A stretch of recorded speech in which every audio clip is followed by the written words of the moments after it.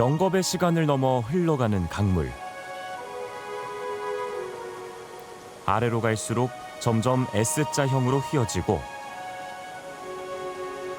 흐름이 바뀝니다. 물의 속도가 빠른 바깥쪽 둥근 부분은 계속해서 깎이고 속도가 느린 안쪽엔 모래와 자갈이 쌓입니다. 이 작용이 반복되고 또 반복되면 어느 순간 휘어진 부분들이 만나 소의 뿔처럼 고립되는 호수가 하나 남는데 이걸 우가코라고 부릅니다. 이렇게 형성된 우가코는 습지로 변했다가 말라 없어지거나 매립돼 사라지고 맙니다.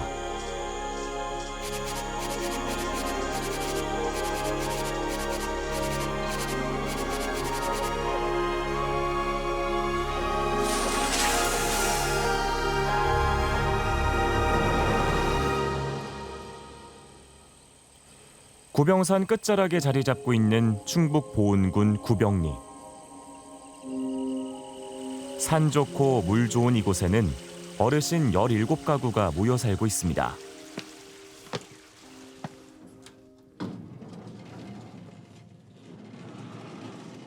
어르신.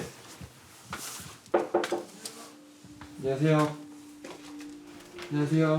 저 들어가도 되나요? 올해 87, 터줏대감 이원준 할아버지입니다. 네. 여전히 거실의 TV로 세상과 소통하는 할아버지. KBS 많이 보세요? 뭐 이것저것 봐요. 딱 10시에 버스가 오는 거죠? 예, 딱 10시에 나가요. 주차장 동원정 있는데 거기서. 거기서 거기서 버스가 나가요. 10시에 예, 은행도 가고 뭐 네. 이제 병 갖다 주면 그 마트에도 가야 되고 뭐 또 뭐 연어도 살 거 있고 그래서 이제 한 서너 군데 들려야지. 외출을 하기 위해 분주해지는 할아버지와 할머니. 네, 다섯, 여섯. 병을 좀 가지고 가려고 그래. 갖다 주는 데가 있어. 차비라도 하려고 그냥 내버리니 그래서. 병이요? 예. 병 몇 병? 제가 들어드릴게요. 하루 나고 병이 몇 병이에요? 두 박스. 두 박스요? 두 박스리에 돈 4,000원? 아니 근데 그걸 들고 버스를 타세요 원래? 그러면 예, 원래 다 섬 같은 마을에서 나온 어르신들의 하루.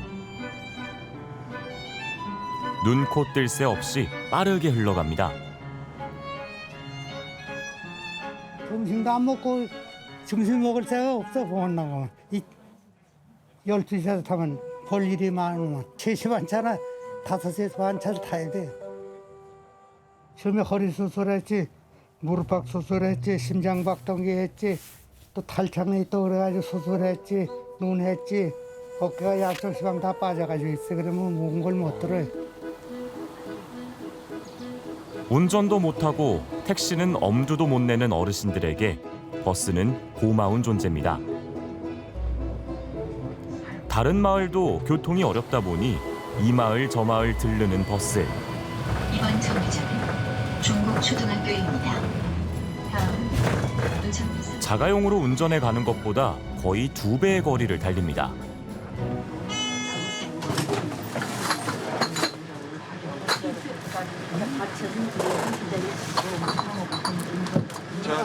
제가 해드릴게요.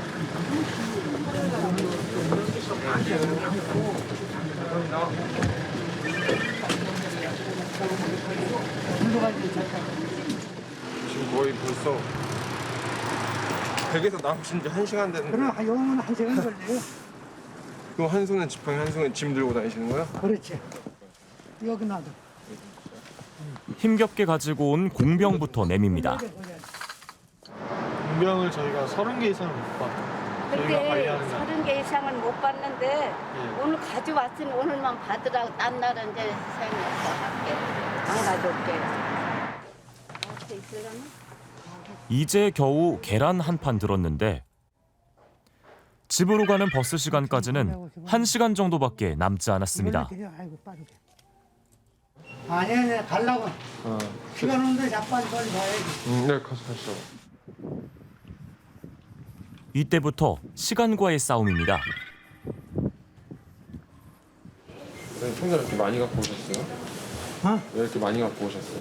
아니, 여러 개니까 이제 다 찍어봐야 같이 할 때 한꺼번에 해야 되니까. 나도 그럼. 와서 한 번에 다 하시려고? 그럼. 이렇게 나오기 힘드니까 정리하려고. 정리해야지. 한 번에? 예. 버스 시간은 다가오는데 빨라. 결국 노부부는 흩어져서 볼일을 보기로 합니다.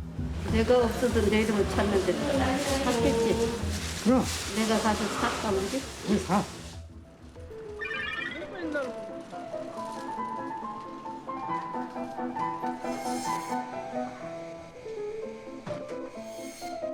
소꼬리가 얼마나 그랬지? 소꼬리. 애들이 돈 주는지 자꾸 사다 먹어야지. 그럼. 이건 뭐예요? 이거 갑오징어 오징어보다 나요? 네. 그거 한 보고에 얼마예요? 10,000원. 할아버지도 은행 볼일을 막 마쳤습니다. 이종성. 아, 그래요? 안녕하세요. 엄마 닮아. 마스크 써서 못 알아봤어 아까. 엄마, 네. 엄마 닮아. 아버님 목소리 들으니까 알아듣겠더라고. 내 목소리가 크지도 않아. 엄마가 아니. 여기 나가서 차 타면 맞겠네. 안 늦으신 거예요? 예? 안 늦었어요? 아니야, 차 안 늦지. 아니, 여기는 차 시간을 내가 모르면 안 돼. 딱 12시, 12시 10분. 괜찮은 거래. 이번에 차를 놓치면 몇 시간은 더 기다려야 하는 할머니, 할아버지.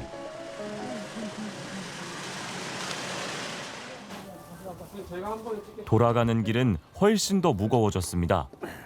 올라가. 밥이다 나 이거. 안녕하세요. 저 봉다리 들으면 날도 쌓아놓지만. 이 버스 타면은 얼마나 걸려요? 40분? 1시간.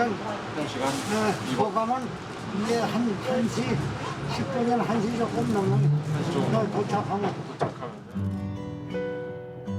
먼 길을 돌아오느라 반나절이 순식간에 지나갔습니다.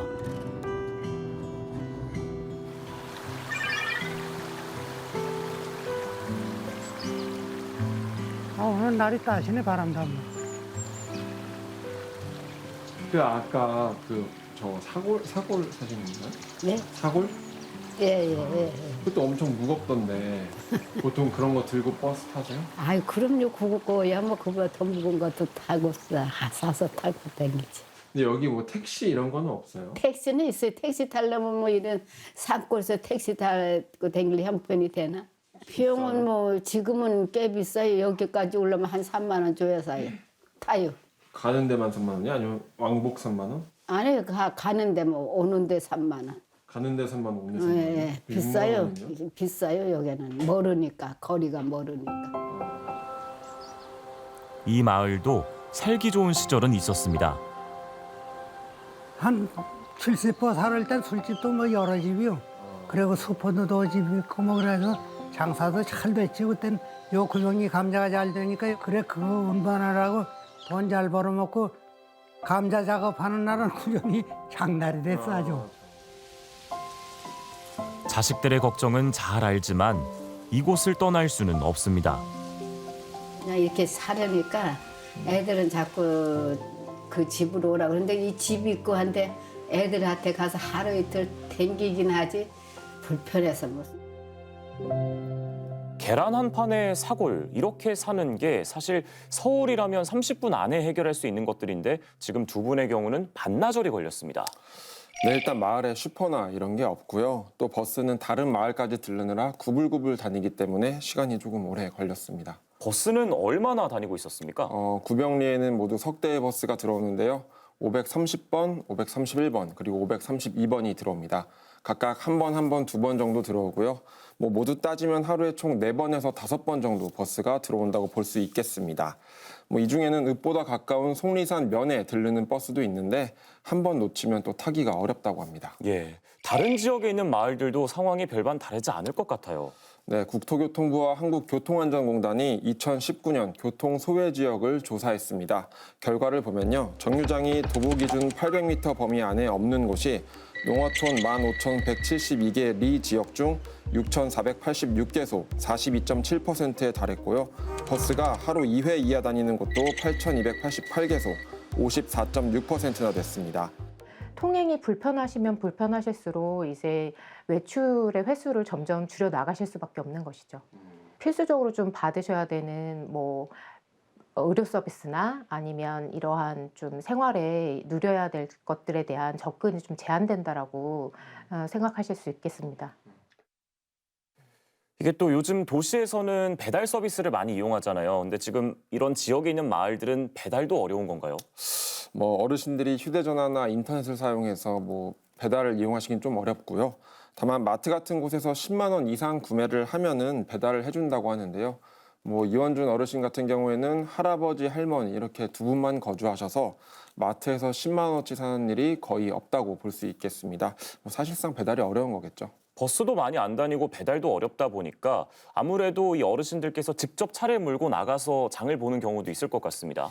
네, 그렇습니다. 비교적 젊은 분들은 직접 차를 몰고 장을 보기도 하셨습니다. 그런 분들은 이제 주로 이제 버스를 이용하고 그러지 않은 분들은 이제 차를 자가용을 이용하고 그렇습니다. 장 보러 갔을 때 이제 저는 이제 차가 있으니까 이제 차로 이제 주로 저기 하는데. 다만 요새 어르신들의 운전이 좀 쉽지만은 않잖아요. 어떤 어려움이 있는지 한번 알아봤습니다.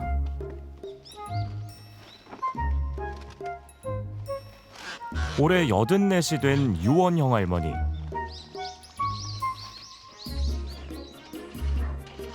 주요 교통수단은 사륜 오토바이입니다. 나는 저기다 짐 같은 것도 싣고 꽤 같은 거 떨으면 싣고 그러지. 저걸 타면 허리가 덜 아프고 그냥 걸어서는 자꾸 구부러들어서 안 그랬었는데. 네. 가게까지 얼마나 걸려요, 여기서 가면? 아유 한참 걸리지 그래도. 버스로 타면 한 30분, 40분 걸리는 거예요? 40분 걸릴걸? 40분? 가는 데만? 그렇지, 그렇지. 가는데 40분? 몇 해 전까지만 해도 할머니는 오토바이를 직접 몰 필요가 없었습니다. 학교 뒤에 거기 가게방이 있었어. 술도 팔고 그랬었는데 술 자시는 양반들도 다 돌아가시고 나니까 가게를 처분하더라고. 말만 하면 사오고 그랬지.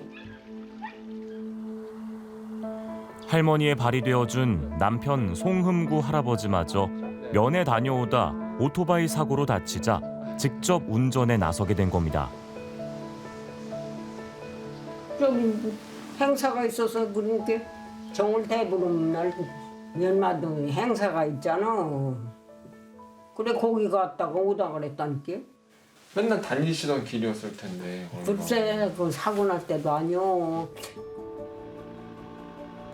고성리에선 다른 어르신들도 오토바이를 자주 이용하는데 다치는 사람이 늘고 있다고 합니다.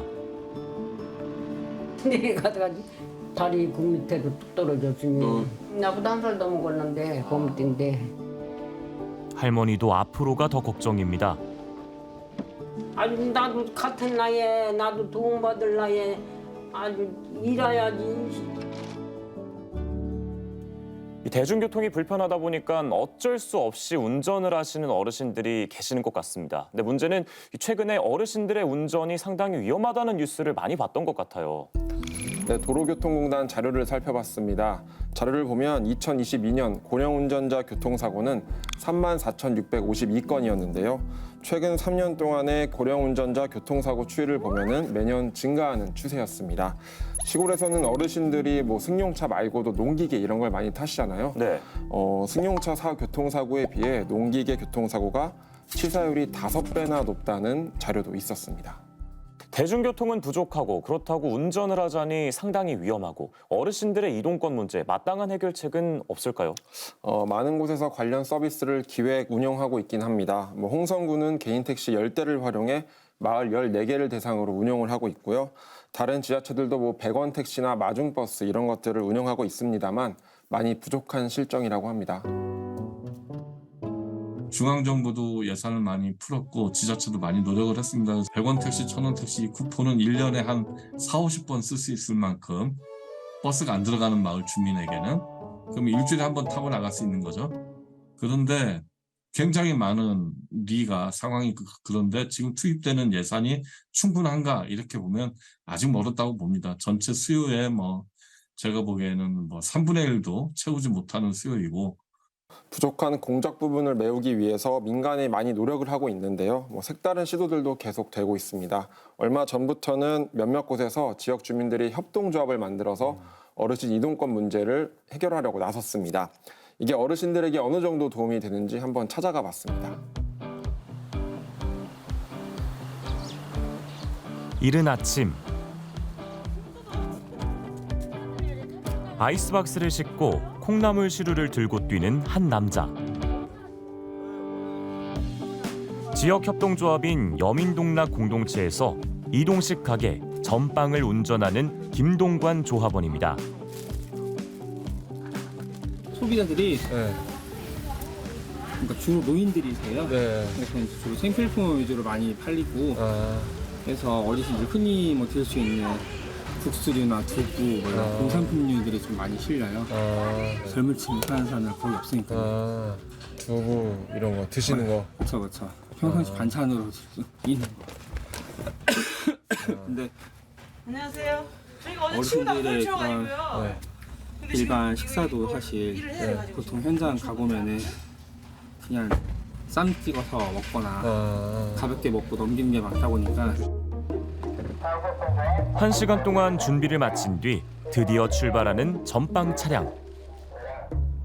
매주 목, 금 이틀에 걸쳐 12.2제곱킬로미터, 여의도 면적의 2.5배가 넘는 요량면 전체를 돌아다닙니다.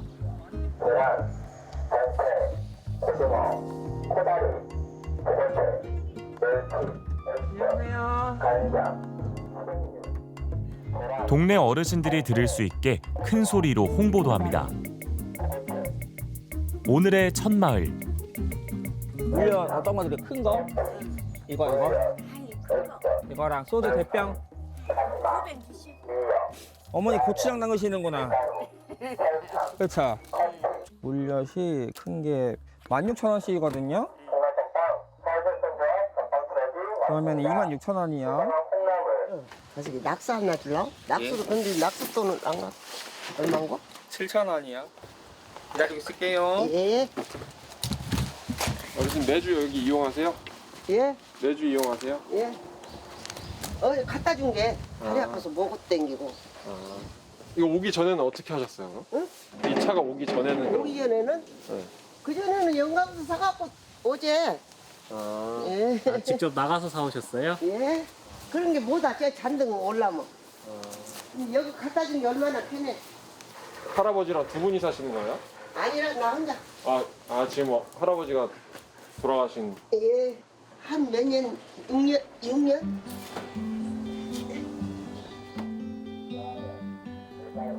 그리고 또 다른 마을. 아이고 편리하고 좋죠. 그러려면 시장 가야 되는데 버스 타고 또 갔다가 또 저기서 내려가고 한참 걸어와야 돼. 버스는 자주 와요? 아니 어쩌다 안 나서 봐. 가게가 3개예요. 저희 포함 4개.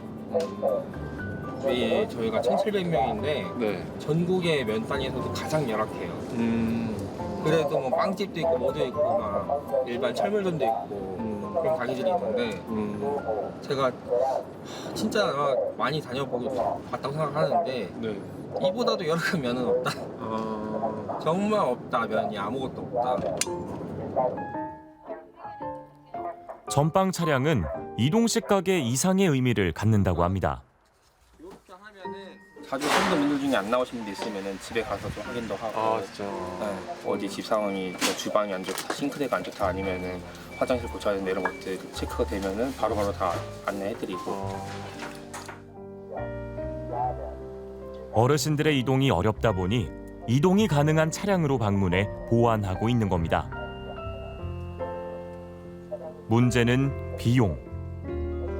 사실 이제 저희가 지금 동락전방의 매출 상황만으로는 현재에 이제 소속되어 있는 인력들의 인건비 지출이 매우 어려운 상황이에요.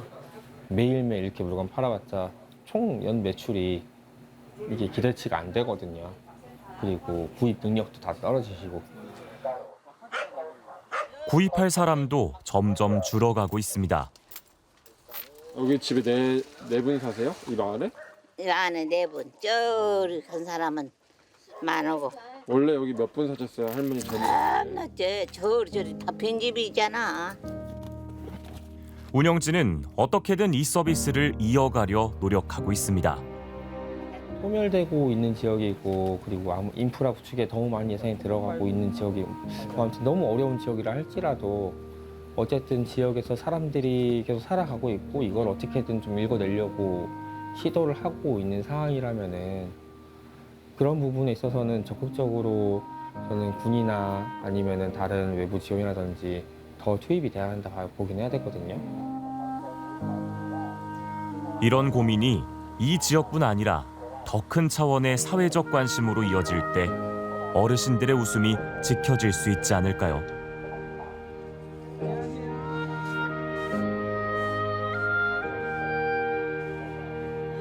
맞아요. 근데 가격이 이게 많이 올랐어요. 이게 정말 놀랐고. 아이고. 그래 우리 엄마한테 용돈 드릴 뻔했네.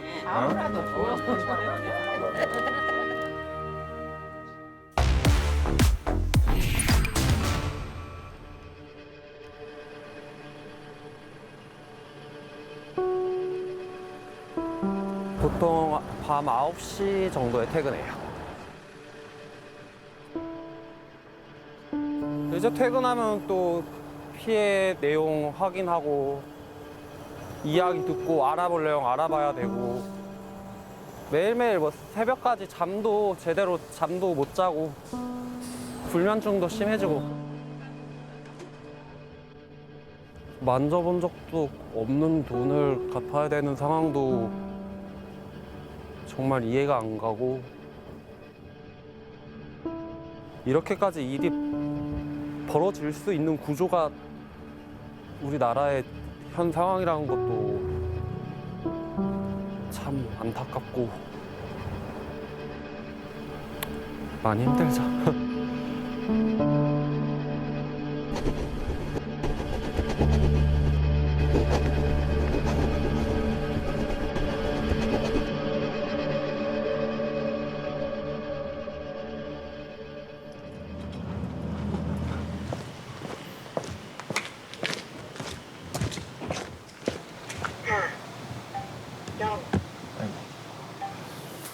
질문하겠습니다. 앉을 자리가 마땅치가 않아가지고. 이재호 씨가 뭔가 잘못됐다는 걸 눈치챈 건 지난 9월이었습니다. 그 같은 빌라 사시는 분이 집주인이랑 연락이 안 된다. 그렇게 해서 저희 빌라 안에 돌아다니시면서 다 정보를 알려주셔서 그때 현황 파악하고 이제 제가 처한 상황을 지금 인지하게 된 상황입니다. 이재호 씨는 작년 12월 말 1억 5천만 원짜리 빌라 전세를 재계약했습니다. 그때부터 연락이 한 번도 되지는 않고 있고 문자는 확인하는 것 같은데 전화를 해도 받지 않고 그러고 있는 상황. 그 사람이 정 씨예요? 네, 그렇습니다. 경기도 수원에서 대규모 전세 사기 의혹이 또 터졌습니다. 안 내려? 앞에서 무릎이라도 꿀 던지시. 왜 피해자들 전화는 안 받았어? 전화가 사실은 너무 많이 와가지고 불가항력이 있는 경우도 좀 있었지. 수원 화성 일대에서 전세 사기를 벌여 경찰 수사를 받고 있는 정 씨 일가. 부동산 임대 관련 법인을 18개 운영하며 50여 채 건물을 소유하고 있었습니다. 정 씨 일가와 관련해 경찰에 접수된 고소장은 454건으로 피해 액수는 690억 원에 달합니다. 이재호 씨는 불행히도 정 씨가 소유한 빌라에 들어간 세입자 중 한 명이었습니다. 이 씨가 당한 수법은 등기부등본을 떼봐도 알 수 없을 정도로 교묘했습니다. 계약할 때 전혀 이상한 게 없었나요? 계약할 때 저도 처음 계약하는 거고 뭐 이런저런 루트로 많이 알아보고 했는데 그 계약 당시에 근저당을 그 등기부 등본에 확인하고 공인중개사랑 문의했는데 공인중개사 측에서 이 정도 근저당은 건물 대비 많이 잡힌 것도 아니고 집주인이 돈이 많으니까 문제가 생겨도 크게 경매로 넘어가더라도 문제가 되지 않을 정도의 금액이다. 함수은 씨가 당한 수법도 똑같았습니다. 일명 쪼개기 대출이라고 지금 다른 피해자분들이랑은 조금 다른 케이스인데요. 금액이 다르죠. 금액이 다르네? 네. 실제로 보니까 진짜 어이가 없네. 이게 지금 등기라고 지금 띄워온 거잖아요. 네, 맞습니다. 그러니까 실제로 공인중개사분들이 소개해줄 때 이 공동담보 목록을 보여주지도 않으세요. 이걸 보여주지도 않고 이게 여러 개 있다라고 표현도 안 해주시고. 정말 올 한 해 이 마음 아프고 화가 나는 전세 사기 뉴스들이 정말 많이 나오고 있습니다. 그런데 이번 사건은 피해자들이 또 다른 수법으로 당했다고 들었습니다. 등기부등본을 떼도 소용이 없다고요. 네, 그렇습니다. 제가 자세히 설명을 드리겠습니다. 이 서류를 보시면요. 이게 이 정 씨 소유의 빌라의 503호 실제 등기부 등본입니다. 네. 이 등기부 등본을 보면은 그 집에 얼마나 빚이 있나 이걸 알 수 있거든요. 그래서 이 부동산에서도 이 전세 계약이나 이런 걸 할 때 이 등기부 등본을 떼어서 보여주곤 합니다. 남행커도 떼어본 적 있으시죠? 그렇죠. 저도 이제 떼고도 전세 사기를 당한 피해자기도 한데 무조건 떼야죠. 네, 그렇습니다. 그런데 중요한 건 여기입니다. 보시면은 갑구, 을구 나와 있잖아요. 이 갑구에는 소유권, 그러니까 집주인, 명의자가 누구인지가 쓰여 있고요. 을구에는 소유권 이외의 권리, 근저당권 설정이 쓰여 있습니다. 보시면 채권 최고액이 7억 6,800만 원 보시죠? 네. 자, 그러니까 정 씨의 회사가 이 채무자, 그 근저당권자는 신협이라고 쓰여 있습니다. 그러니까 신협한테 정 씨 일가가 건물을 담보로 7억 6,800만 원을 빌렸다. 이렇게 해석할 수 있는 겁니다. 근데 이 밑에 공동담보 목록이라는 게 있습니다. 이건 어떤 겁니까? 네, 이 부분이 굉장히 문제인데요. 공동담보, 그러니까 뭐 여러 개를 묶어가지고 공동으로 담보를 썼다 이런 의미지 않습니까? 근데 보면은 건물의 203호, 301호, 501호, 502호, 503호를 담보로 공동담보로 묶었다 이렇게 쓰여 있어요. 네. 자, 근데 부동산에서 이 서류를 안 보여줍니다. 이 서류는 따로 띄워봐야 볼 수 있는 거예요. 예, 그러다 보니까 건물이 한 30억 원 정도 되는 건물인데 근저당이 한 7억 6,800만 원이다. 라고 설명을 하는 거예요. 자, 그러면 세입자 입장에서 30억짜리 건물에 근저당이 7억 정도다. 그러면 불안하겠어요? 불안하지 않겠어요? 사실 뭐 30%가 안 되는 금액이니까 어느 정도 안심하고 계약할 것 같은데요? 네, 보통 그렇죠. 똑같이 503호 세입자도 이 등기부 등본만 보고 전세 계약을 했습니다. 자, 그런데 여기부터가 문제입니다. 같은 건물, 같은 빌라의 204호 등기부 등본입니다. 보시면은 같은 건물인데 여기는 근저당이 13억 9천만 원이 또 잡혀 있어요. 아까는 7억이었는데 여기는 또 13억이라고요. 그렇습니다. 그래서 이상하다. 같은 건물인데 왜 근저당이 다르지? 라고 생각할 수 있는데 공동담보 목록을 보니까 아까 503호에 공동담보 목록이 없었던 201호부터 404호까지 전부 묶여서 따로 또 담보가 설정이 돼 있습니다. 그러니까 이 건물은 전체 근저당은 7억 6,800만 원도 아니고 13억 9천만 원도 아닌 이 둘을 합친 21억 5,800만 원의 근저당이 있는 건물이었던 겁니다. 그러니까 부동산이 주장하는 매매가가 30억 원이 맞다고 쳐도 빚이 70%가 넘는 거예요. 이게 주택으로 말하면 뭐 깡통 전세 정도가 될 정도로 빚이 많은 상태였던 겁니다. 근데 문제는 이걸 알기 위해서 부동산에서 미리 떼주는 게 아니고 따로 떼야 된다는 얘기인 거죠. 그렇습니다. 그러니까 잘 모르는 피해자들 입장에서는 당할 수밖에 없는 수법인 것 같습니다. 그렇습니다. 이게 뭐 일반인이 알아보려면은 호수마다 다 떼어보는 수밖에 없어요. 근데 누가 그렇게 하나요? 부동산을 믿고 계약을 하는 건데 실제로 피해자 중에서는 부동산 중개업자의 자녀분, 또 현직 경찰분 이런 분들까지 피해자가 있다고 합니다. 그러니까 얼마나 수법이 교묘했는지 알 수 있죠. 날이 갈수록 정말 교묘해지고 있다는 생각이 드는데 이런 수법들을 피할 수 있는 방법은 없습니까? 네, 그 저희가 이 피해 방지 방법을 부동산 전문 변호사에게 한번 물어봤습니다. 그러면 이게 우리가 적어도 사회에 좀 안전장치라는 게 있지 않습니까? 이제 전세를 들어가는 분들 같은 경우에 전세 보증 반환보험이라는 게 있는데 이번에 피해자분들 같은 경우에 이 뭐 보험을 통해서 좀 구제받을 수 있는 분들이 많이 계신가요? 일단은 이게 보증보험에 가입하지 않은 분들이 생각보다 많더라고요.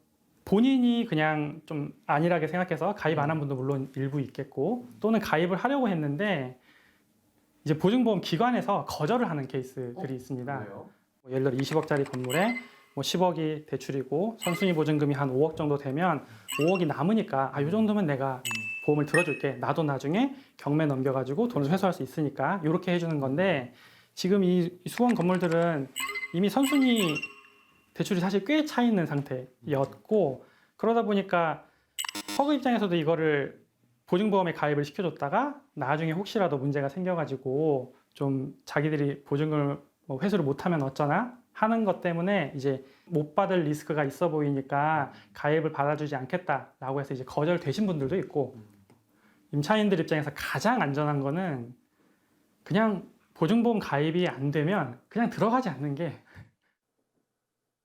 그러니까 쉽게 말해서 세입자 입장에서는 무조건 전세 보증보험을 들어라. 네. 이게 만약에 거절되면 그냥 그 집은 들어가지 말아라 이런 얘기네요. 네, 맞습니다. 그런데 이 보증보험이 또 문제가 뭐냐면은 이 보증보험은 계약이 완료된 시점에서 가입을 신청할 수 있습니다. 그러니까요. 이러다 보니까 이 집주인이 뭐 계약금, 전세금 다 들고 있는 상황이기 때문에 마음만 먹으면 그거 돌려주지 않을 수도 있는 거예요. 그래서 요즘에는 어떤 분들이 있냐면은 이 계약서 자체에다가 특약 사항으로 만약에 보증보험이 가입이 안 되면 계약은 파기된다. 네. 이런 특약을 넣는 분도 많이 계시다고 해요. 그런데 이게 또 계약 파기로 가는데 집주인이 그냥 돈을 안 준다. 이러면 민사소송으로 가야 되거든요. 그러니까 이래저래 세입자 입장에선 굉장히 피곤한 상황입니다. 이러다 보니까 아유 그냥 살자 하면서 그냥 보험 가입 안 하고 사시는 분들이 늘어난 겁니다. 예. 실제로 이제 집을 구하다 보면은 그런 특약사항 넣으면은 안 해주는 집주인도 많더라고요. 맞아요. 네. 맞아요. 자, 문제는 이제 이번에 터진 이 수원 전세 사기 사건 피해자 가운데는 전세 보증보험에 가입한 분들이 얼마나 됐습니까? 그래도 좀 가입을 해놨더라면 그나마 좀 다행으로 구제를 받을 텐데 어떻습니까? 저도 굉장히 놀랐는데요. 제가 피해자 대책위한테 물어봤어요. 한 절반 정도는 들지 않았을까 하는 생각으로 여쭤봤는데 가입한 분이 10%도 안 된다고 합니다. 피해자가 지금 한 700여 명 정도 되는 것으로 추산을 하고 있는데 지금 뭐 대부분이 전세금을 완전히 떼일 상황에 놓인 겁니다. 게다가 정말 이 악질적인 것이 금액이나 어떤 이 빌라라는 건물의 형태로 봤을 때 그 700가구가 대개 청년층일 거 아니에요. 네, 맞습니다. 이번 수원 전세 사기 제가 취재를 해보니까요. 청년층, 이 사회 초년생들이 피해를 입기 쉬운 구조적 문제가 발견됐습니다. 정 씨 일가가 소유한 빌라는 수원에서도 젊은 직장인들이 주로 거주하는 지역에 집중됐습니다. 지금 요 좌측으로 하나 있고요. 네. 요 우측으로도 하나 있거든요. 네, 골목 들어서서 이제 보이는 건물 중 하나. 여기 하나 있고 네. 이쪽에도 하나 있고. 네.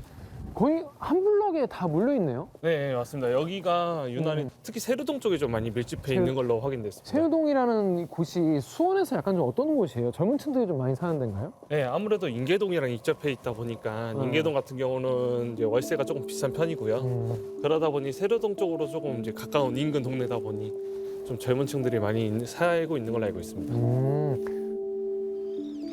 상대적으로 월세 비율이 적고 겉모습은 말끔해 청년들이 넘어가기 쉬운 환경이었습니다.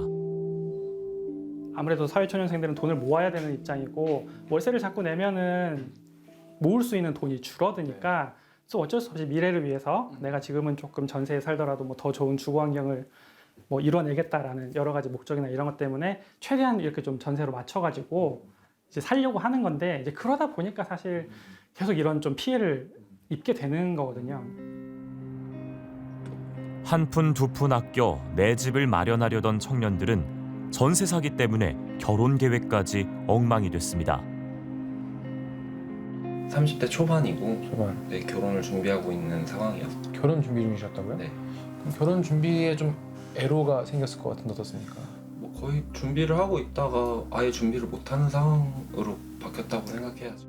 실례로 내년 같은 경우에 결혼식이나 신혼여행을 저 알아보고 생각하고 있었는데 이제 모든 상황이 거의 정지된 상황이라고 생각해야죠. 네, 저도 실제로 결혼 계획은 이제 앞으로 향후 2, 3년 이내에 이제 가까운 미래에 하고자 하였는데 거액의 사기를 당하면서 조금 더 먼 미래로 다시 좀 바꿔보자 합니다.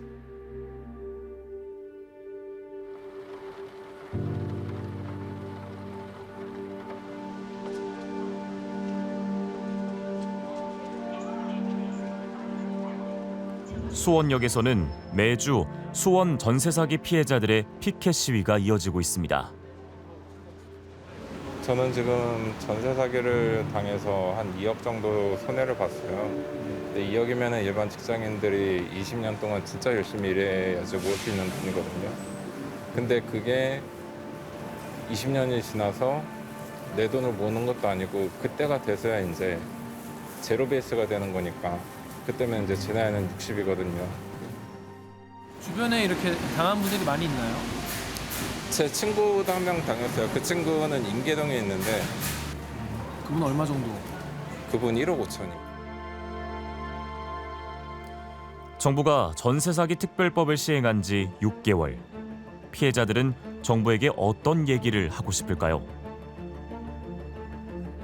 지금 뭐 수사는 진행 중이니까 뭐 네. 어떻게 될지 모르겠지만 지금 정부의 가장 크게 원하는 점, 가장 바라는 점이 있다면 어떤 겁니까?